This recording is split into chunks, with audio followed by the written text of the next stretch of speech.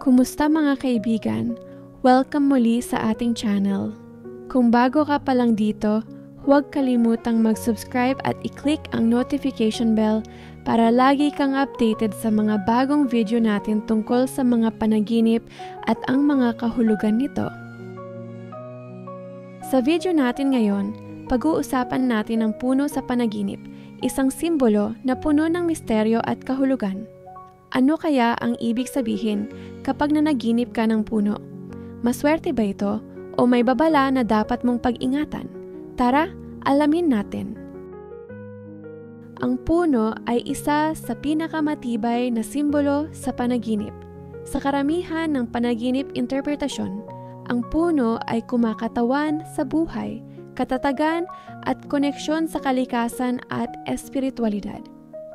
Parang sa totoong buhay, ang puno ay lumalago, nagkakaugat at nagbibigay ng lilim at bunga. Kaya sa panaginip, ito rin ay sumisimbolo ng paglago sa iyong buhay, emosyon o pananampalataya.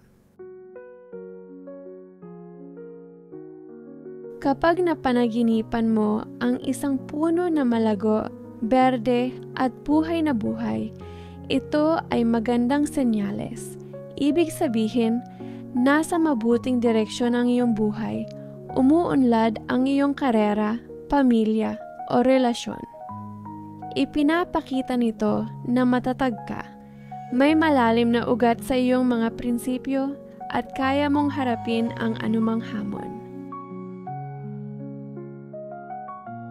Ngunit kung ang puno naman ay tuyo, walang dahon o unti-unting nalalagas, ito ay simbolo ng pagod, lungkot o pagkaputol ng isang mahalagang bahagi ng buhay mo.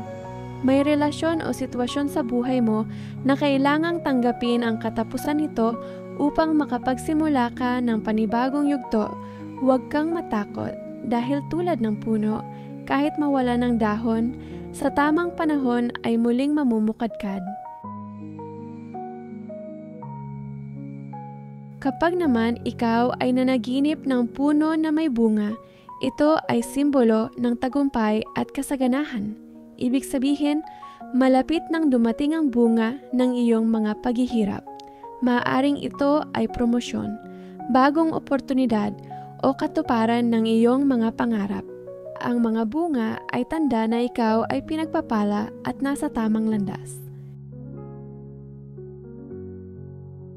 Kung sa panaginip mo ay umaakyat ka sa puno, ito ay palatandaan ng pagsisikap at ambisyon.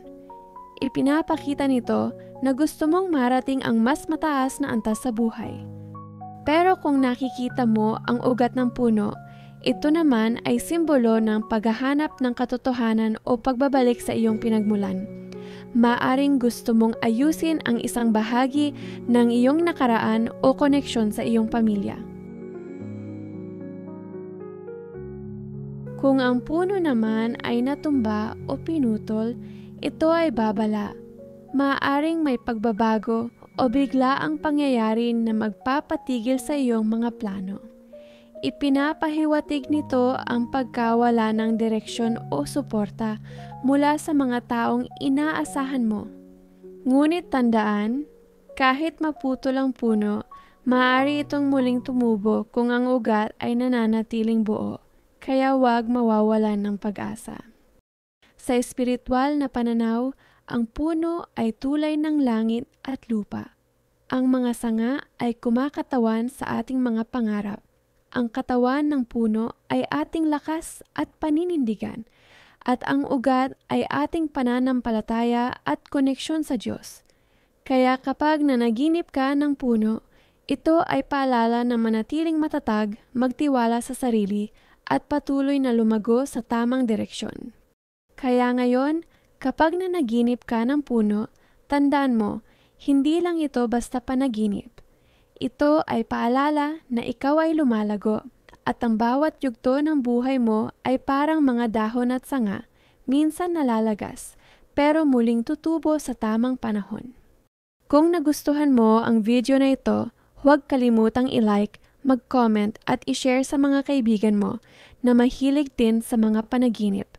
At syempre, subscribe para sa mas marami pang kaalaman tungkol sa mga misteryo ng ating mga panaginip.